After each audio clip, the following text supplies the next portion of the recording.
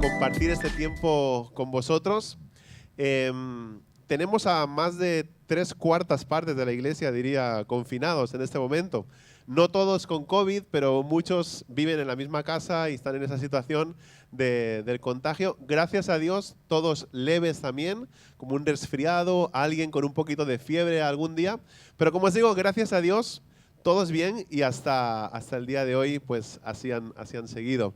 Pero han sido muchos los hermanos que durante la semana me han escrito, me han llamado esta misma mañana diciendo pues no nos encontramos bien del todo, no queremos ir a poner en mal tampoco a los hermanos, aunque me ha salido ya negativo el test, pero prefiero esperar unos días, así que por amor a ellos y al Señor, pues la semana que viene nos veremos. Así que la semana que viene no creo que tengamos que reservar silla, pero creo que estará llena la iglesia. Todos habrán salido ya de la cuarentena y todos han mostrado muchas ganas de poder venir y reunirse con los hermanos. Creo que eso es bueno, ¿verdad? Cuando uno tiene ganas de ir a la casa del Señor. Ayer compartíamos en ese mensaje cortito en el WhatsApp ese primer versículo del Salmo 122 que dice: yo me alegro o yo me alegré con aquellos que me decían o me dicen, vayamos a la casa del Señor. Así que, bienvenidos y vamos a empezar en este día.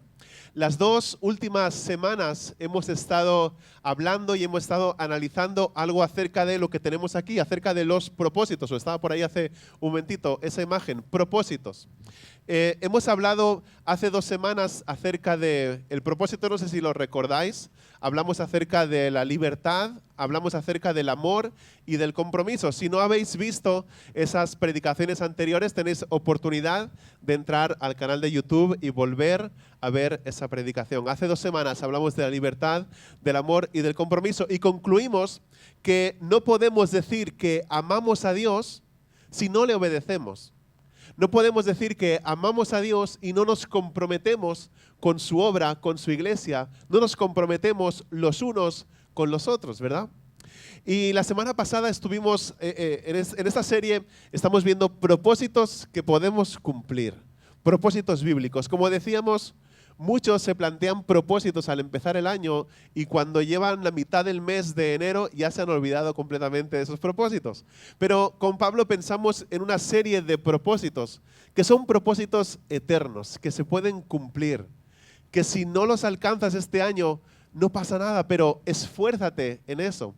Y trata de mejorar, trata de llevar y de cumplir esos propósitos. Y hablamos de ese primer propósito, que era la libertad, el amor y el compromiso. Y amar nos llevaba a comprometernos. La semana pasada estuvimos observando esa frase, ese momento en el que Jesús, en medio de ese sermón del monte, dice él: vosotros sois la luz del mundo. Y hablamos de ese propósito también, algo que nosotros no podemos esconder. Debemos llevar a cabo ese propósito, no porque queramos, no porque seamos mejores, porque lo ha dicho Jesús. Él ha dicho, tú eres la luz del mundo. Así que seguimos adelante siendo esa luz del mundo. Y lo que vamos a ver en esta mañana es otro propósito también que tiene que ver con la eternidad. Creo que hay muchas personas que no le encuentran mucho sentido a su vida, que viven su vida sin ningún tipo de propósito, no tienen nada que alcanzar, no hay objetivo, no hay un propósito real en sus vidas. Pero como cristianos creemos que nuestro propósito está ligado a nuestros compromisos. Y como dijimos, en primer lugar, a nuestro compromiso con el Señor, a nuestro compromiso con Dios, pero también al compromiso con los demás, al compromiso los unos con los otros. Esta mañana Jesús va a profundizar en el entendimiento, en nuestro entendimiento de estas cosas. Y Él va a establecer para cada uno de nosotros, para aquellos que le seguimos, un nuevo mandamiento. O como podríamos decir, un nuevo compromiso. En este nuevo compromiso vamos a encontrar, entre otras cosas, de qué trata la vida.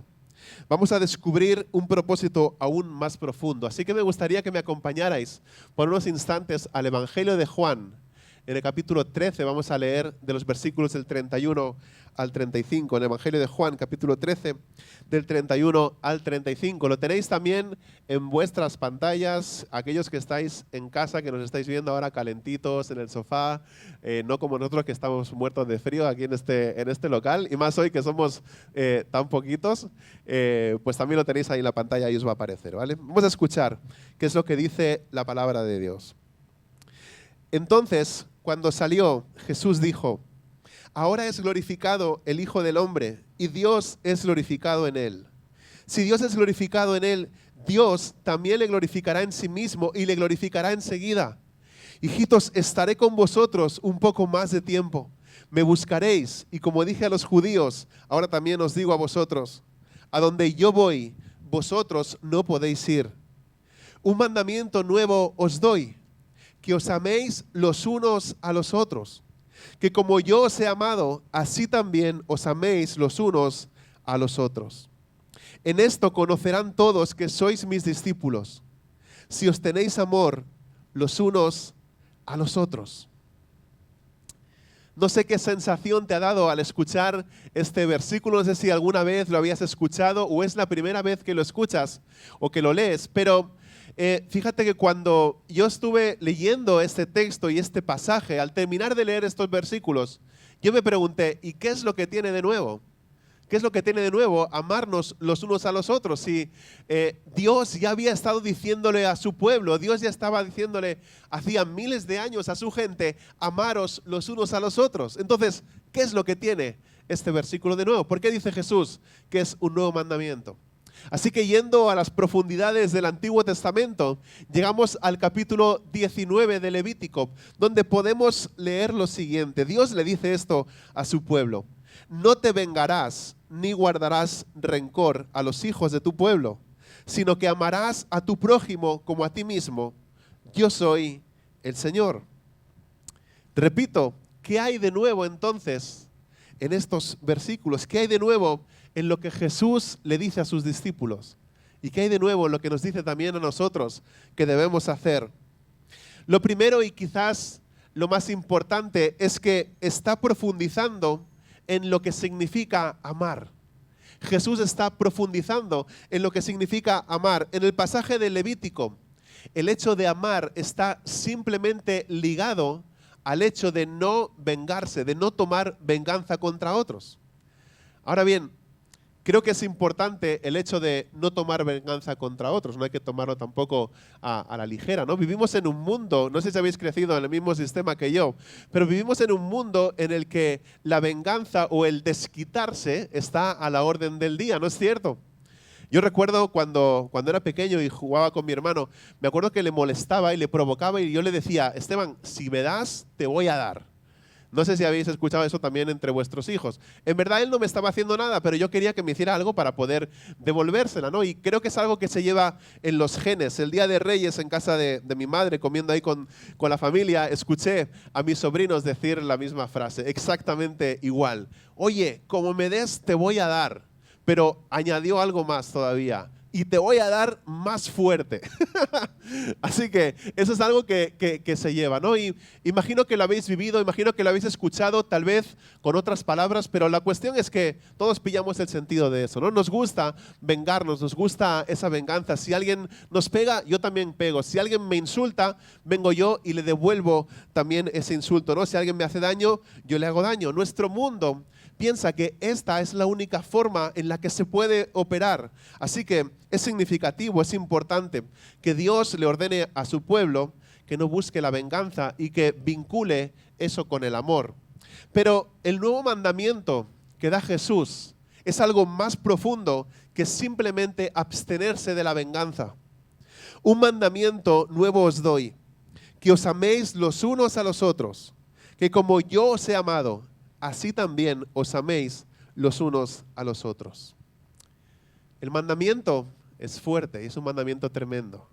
Es amar de la misma forma en la que Jesús amó. Amar de la misma forma en la que Jesús amó. Momentos antes de decir esto, Jesús ha sido el ejemplo perfecto para esas palabras. Unos momentos antes, en esa última cena que todos conocemos, Jesús se ha quitado su túnica exterior, ha tomado una toalla o un trozo de manto, se lo ha atado en la cintura, ha cogido un lebrillo, un balde, como queráis llamarle, una palangana, la ha llenado de agua con un cántaro, se ha arrodillado, ha descalzado a sus discípulos y ha empezado a limpiarle los pies a cada uno de ellos. Así estaba Jesús enseñando eso. A pesar de ser Él el Señor, a pesar de ser Él a quien se le debía servir, Él hizo el servicio de un humilde esclavo. Así que esta nueva forma de amor es dejar de lado tu propio ego, dejar de lado tu propio orgullo y servir a las personas sin importar cuál sea su posición y sin importar cuál sea también tu posición. Porque en definitiva podemos decir esto, que amar es servir. Y por supuesto, al día siguiente Jesús les iba a servir de una manera increíble. Al día siguiente Jesús iba a entregar la vida por cada uno de ellos en aquella cruz. Eso es el mayor ejemplo de servicio, ¿verdad? Él iba a dar su vida por ellos. Para resumir, amaos unos a otros, poniendo en primer lugar las prioridades de los demás, poniendo las necesidades de los demás primero. Amaos, amémonos los unos a los otros de una forma sacrificial. Como dice un poco más tarde, nadie tiene mayor amor que este, que uno dé su vida por sus amigos. Así que esta es una de las cosas nuevas acerca de este mandamiento. La profundidad y la naturaleza de ese amor que Jesús estaba explicando. Pero no es lo único. Hay algo más que es nuevo en este mandamiento. Y es que este amor sacrificial y de servicio va a ser la marca, va a ser la distinción de sus discípulos, de aquellos que le siguen, de aquellos que le seguimos. Escuchad a Jesús. En esto conocerán todos que sois mis discípulos, si os tenéis amor los unos a los otros. Yo no sé si alguna vez os habéis preguntado esto, pero ¿cómo sabes si le perteneces a Dios? ¿Cómo sabes si le perteneces a Dios? ¿Cómo sabes que alguien le pertenece a Dios? Que esa persona le pertenece a Dios. Creo que es una pregunta importante, ¿no? ¿Qué hay en nosotros o qué hay en los demás cristianos? ¿Cuál es la marca que los distingue y que marca la diferencia como pueblo de Dios? ¿Qué dices? Esos son pueblo de Dios. Piénsalo. Las diferentes religiones tienen diferentes respuestas a esta pregunta. Para el Islam, para los musulmanes, lo que te convierte en pueblo de Dios es guardar, según ellos, los 5 pilares del Islam, que son la profesión de fe, la oración 5 veces al día, la limosna, el ayuno en el mes del Ramadán y la peregrinación a la Meca. La Meca es un lugar donde van, ¿vale? Yo sé que hay gente de Perú aquí y significa otra cosa. Pero la Meca es el lugar y es la ciudad donde ellos van y donde ellos asisten. Ellos tienen que guardar esas cosas, 5 cosas. Y esa es la marca que distingue a un musulmán como hijo de Dios. Los mormones hacen cierto tipo de rituales en sus templos. Y entonces quien sigue esos ciertos rituales, como por ejemplo bautizarse por los muertos y otras cosas, eso te distingue como pueblo de Dios. Y esa es la marca que ellos tienen. Para el judaísmo, para el judío, lo que te marca como parte del pueblo de Dios es practicar la ley de Dios, practicar la Torá y ser circuncidado. De hecho, eso es una de las cosas que creó mayor controversia en el primer siglo y entre los primeros cristianos. Todos los primeros seguidores de Jesús eran judíos, pero a medida que el evangelio se iba extendiendo y que los gentiles, es decir, todos los que no eran creyentes, acudían a Cristo, se convertían, entregaban su corazón a Jesús, entonces había algo que les debería de marcar también, ¿verdad? Algunos de los cristianos judíos dijeron: es bueno que vosotros hayáis acudido a la fe auténtica, la fe en Jesús, y os hayáis hecho cristianos, sigáis al Mesías judío. Pero ahora necesitáis también tener la marca de Dios, la marca del pueblo de Dios. Necesitáis ser circuncidados, porque así es como se ha sabido siempre, toda la vida, que alguien le pertenece a Dios. Y es por eso que el apóstol Pablo, en muchas de sus cartas, lucha contra esta idea con mucha fuerza y por muchas razones que hoy no tenemos el tiempo suficiente para abordar. Pero Pablo creía con todo su corazón que Dios estaba haciendo algo completamente nuevo. Y ya no sería esa marca de la circuncisión aquello que te distingue como una persona que le pertenece a Dios. El apóstol Pablo dice en Gálatas, porque en Cristo Jesús ni la circuncisión ni la incircuncisión significan nada. Fíjate cómo termina ese versículo. Sino la fe que obra por amor. Sino la fe que obra por amor. Lo único que te marca como una persona que le pertenece a Dios es la fe en Jesús expresada en su mismo amor, a través de ese amor de Jesús que es sacrificial y que Él mostró por cada uno de nosotros.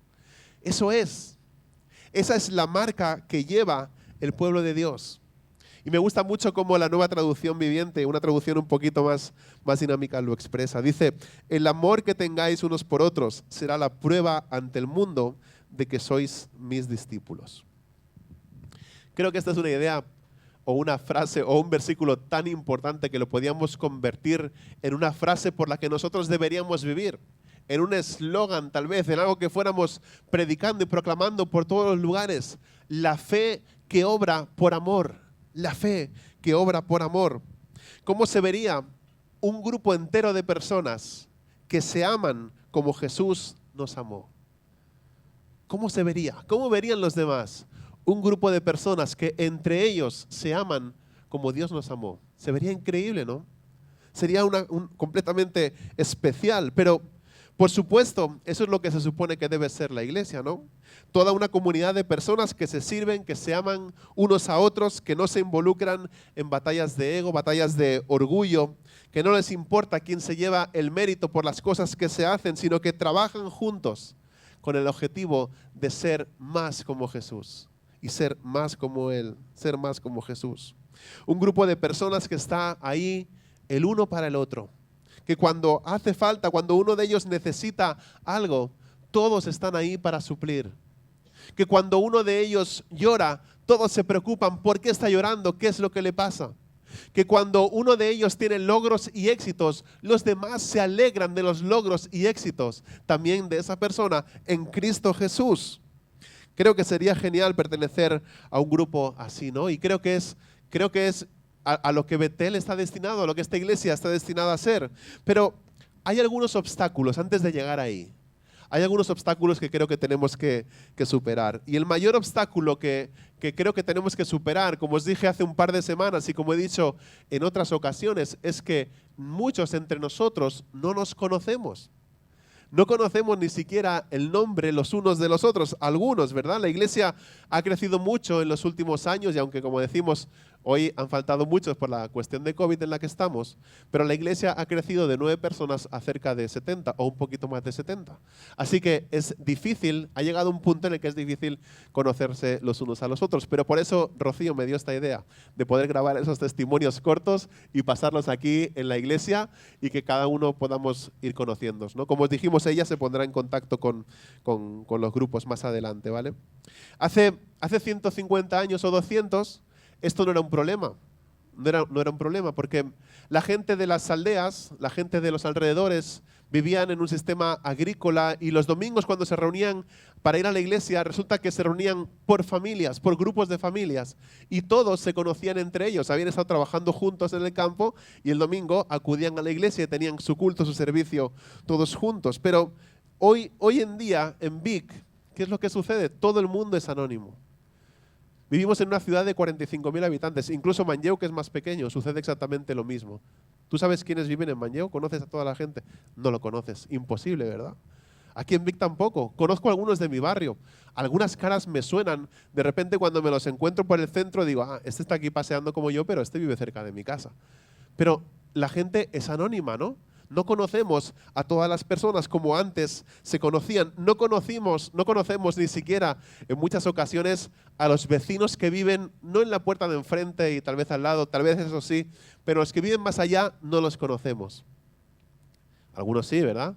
Pero si los conocemos, si llegamos a conocer a esos vecinos, con total probabilidad, me atrevo a decir que un 90%, menos en algún caso, no son los vecinos con los que luego vas a ir a la iglesia, ¿verdad?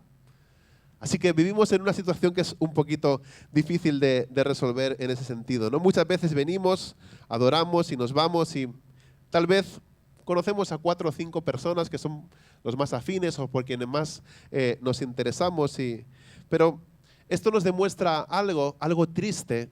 Y es que es posible hacer iglesia y no tener conexiones. Pero si vivimos de esta forma, si llegamos a vivir o esto perdura en el tiempo viviendo de esta forma, va a ser imposible realmente amarnos de la misma forma en la que Jesús nos amó. Va a resultar imposible amarnos de la misma forma en la que Jesús nos amó, porque como digo, ni siquiera nos conocemos. Entonces las iglesias tenemos que trabajar mucho más, 10 veces más que hace 100 años para ser lo que Jesús quiere que seamos. Y me he fijado en algunos modelos de algunas iglesias que considero que son iglesias fieles a la palabra del Señor y encuentran la manera de hacer eso, ¿no? O mejor dicho, el Espíritu Santo les muestra el camino para hacer eso. Y no sé si habéis escuchado de algunas iglesias que se reúnen por células, le llamaban antes, ahora le dicen grupos pequeños, grupos de hogar, según la población, según el barrio. Así que es algo que Dios mediante en este año en el que parece ser que se está convirtiendo el COVID en algo estacional, es una opción que como iglesia y el Consejo de Iglesia vamos a empezar a valorar. Si de alguna forma podemos llegar a crear esos grupos de hogar o grupos de conexión y podemos tener esa conexión y ese conocimiento más de los unos por los otros, ¿no?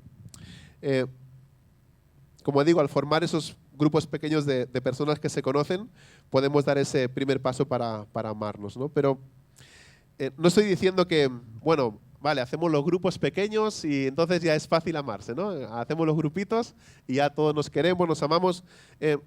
Amar de la forma en la que amó Jesús es un mandamiento difícil y es complicado. Y es complicado por varias cosas, no solamente por nuestro propio pecado, sino también por el pecado de las personas a quienes se nos ordena amar. Pero el Señor nos ha dejado sin la motivación y los recursos necesarios para obedecer este mandamiento divino. En primer lugar, creo que nunca debemos olvidar quién es el que nos ha llamado a amar. Y el que nos ha llamado a amar es Cristo.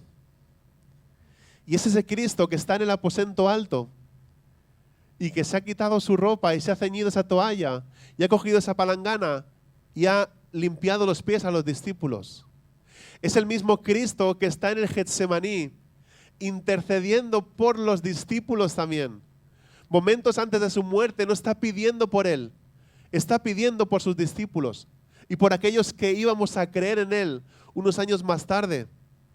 Es el mismo Cristo del Calvario, ese Cristo que da la vida en esa cruz por amor, por ti y por mí. Es ese mismo Cristo, aquel a quien le costó caro pagar todo eso en la cruz, quien dejó a un lado su gloria para cargar con la maldición que merecíamos nosotros, su pueblo.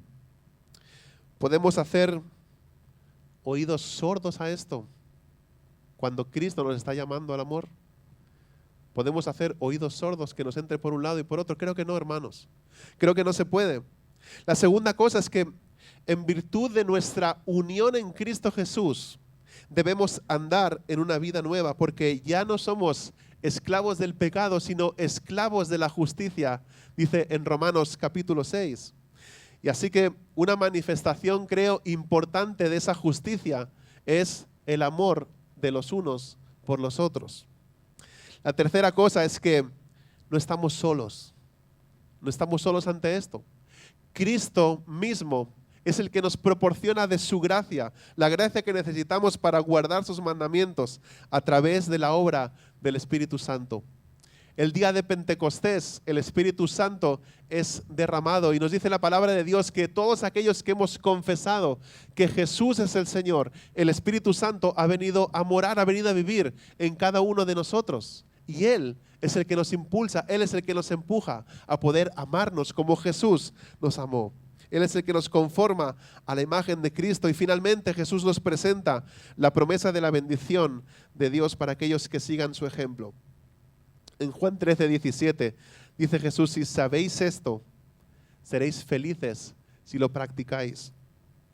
Así que podemos decir que de este lado de la gloria no podemos conocer la plenitud de la bendición que espera a los santos. Pero esta semana compartía un versículo con Pablo y con alguien más en algún tiempo de devocional, un versículo que sí literalmente me hizo explotar la cabeza. ¿Habéis visto el icono, es el emoji, ¿no?, del que le explota? Creo que os va a pasar lo mismo cuando leáis esto y escuchéis esto. Dice Jesús en Lucas 12:37, nos promete profundamente algo.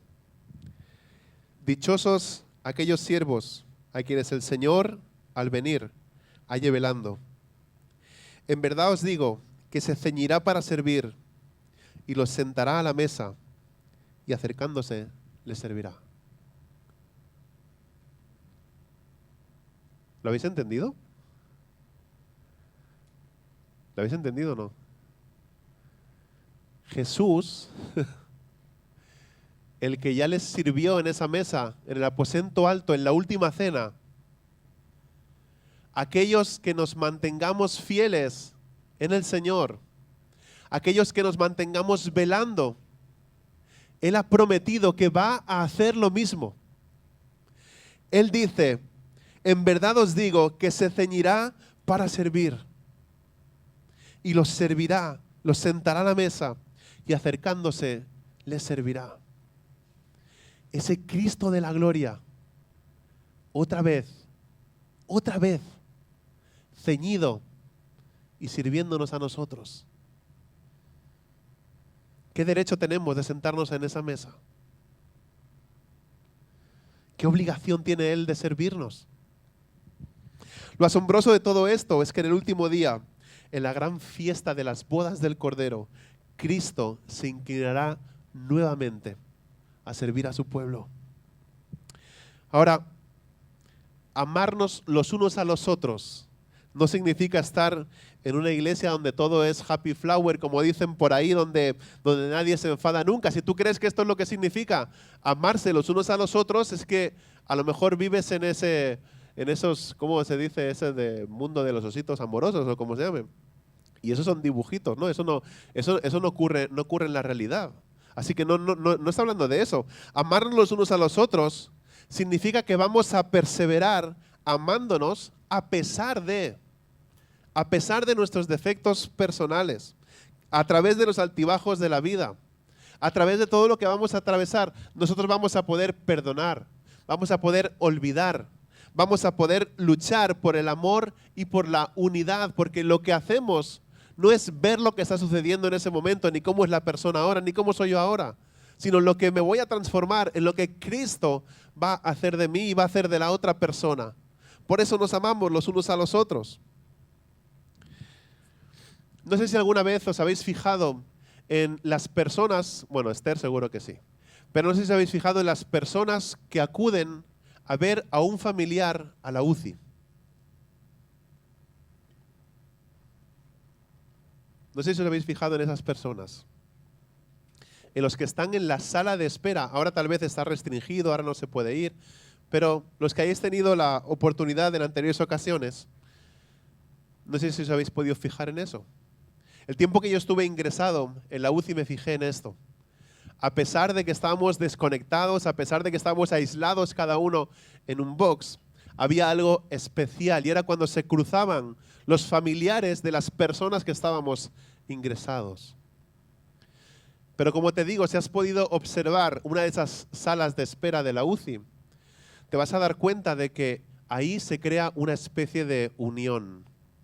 Ahí no hay vanidades en esas salas de espera, ahí no hay orgullos, Ahí lo que hay es que hay lágrimas. Cuando dan una mala noticia de un familiar, los demás que están en la sala de espera, oh, lo siento mucho, ¿verdad? No sé qué podemos hacer.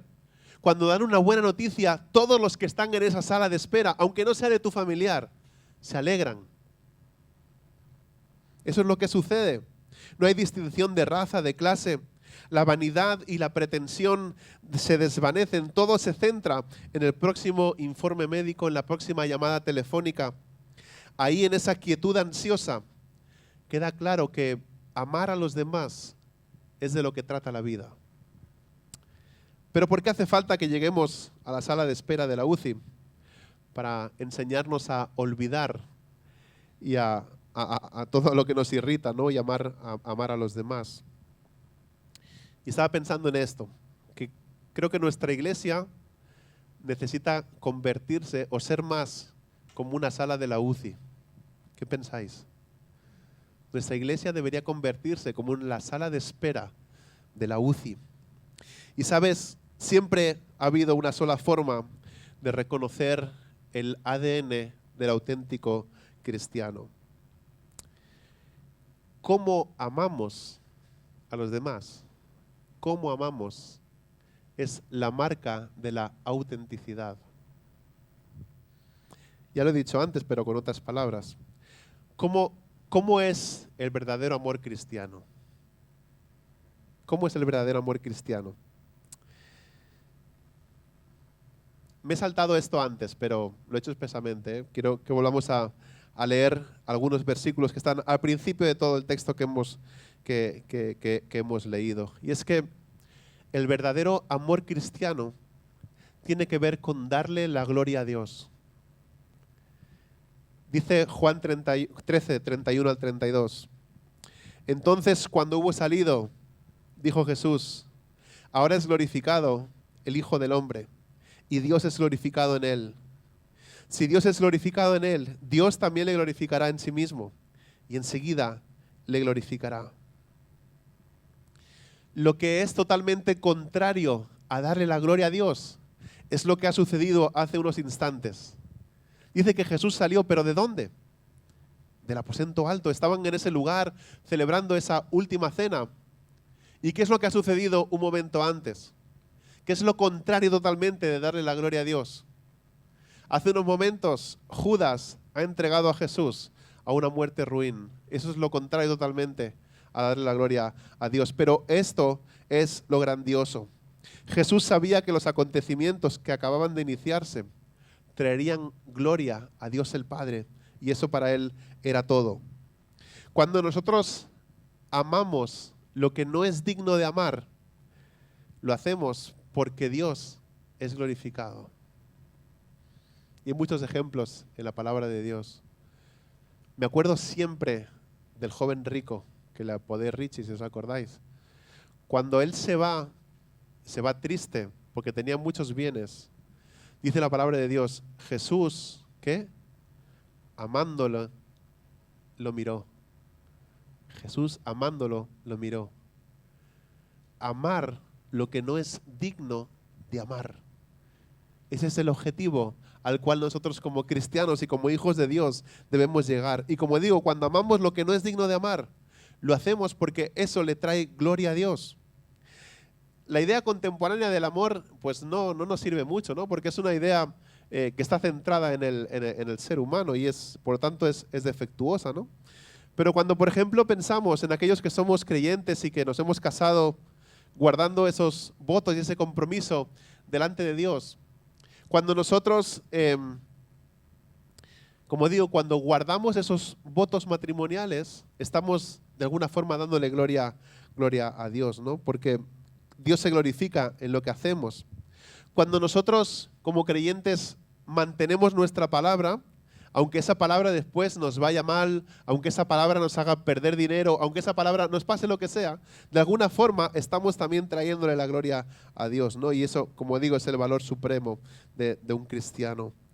Hablando de lo que trae gloria a Dios y de la gracia de Dios, dijo Martín Lutero en una ocasión lo siguiente que os quiero leer y compartir. La fe es una confianza viva y bien fundada en la gracia de Dios. tan perfectamente cierta que moriría 1000 veces antes que renunciar a su convicción. Tal confianza y conocimiento personal de la gracia divina hace a su poseedor gozoso, audaz y lleno de cálido afecto hacia Dios y todas las cosas y a todas las cosas creadas.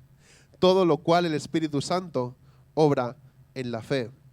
Por lo tanto, tal hombre se vuelve sin coacción, dispuesto y deseoso de hacer el bien a todos, de servir a todos, de sufrir toda clase de males, para agradar y glorificar a Dios, dice, quien le ha mostrado tanta gracia. Creo que nos puede ayudar a entender el hecho de glorificar a Dios esta oración que leía esta semana de Ole Hallesby, un teólogo noruego. Él dijo así orando: Señor, si va a ser para tu gloria, sana de repente. Estaba orando por alguien que estaba enfermo. Dios, si va a ser para tu gloria, sana de repente. Si te va a glorificar más aún, sana de forma gradual. Si aún te glorificará más, que tu siervo permanezca enfermo por más tiempo. Y si glorificará tu nombre todavía más, llévalo contigo al cielo. Solo quiero terminar con dos aplicaciones para nuestra vida, dos aplicaciones que nos van a poder ayudar a llevar a cabo el propósito, ese tercer propósito que hemos visto hoy: amar de la forma en que Jesús amó. Y quiero decir esto: si nuestro amor está arraigado en nuestro corazón o en el corazón de otra persona, podemos decir entonces que no es un amor auténtico, no tiene un ADN defectuoso.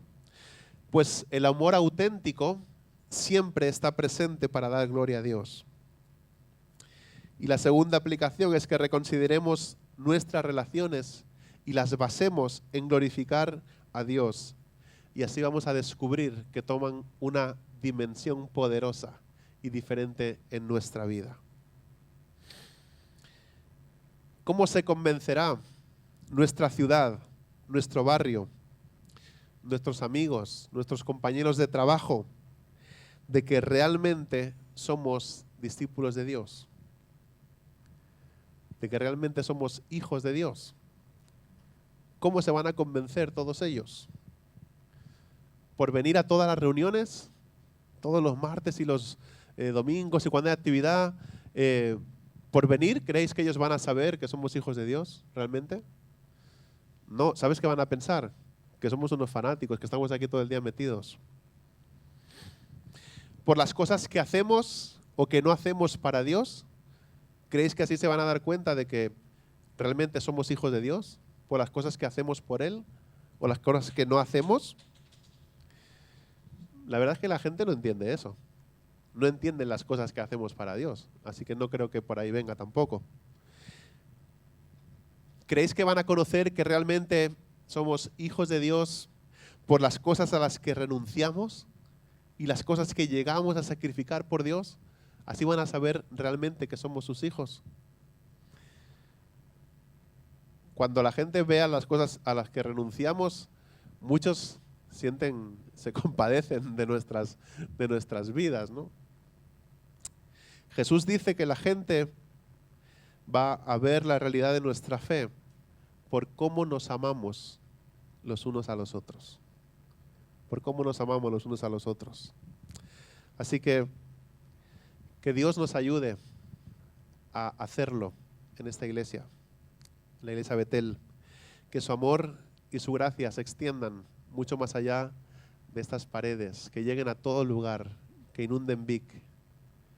Que todos conozcan, que todos sepan que somos discípulos de Jesús por la forma en que nos amamos los unos a los otros.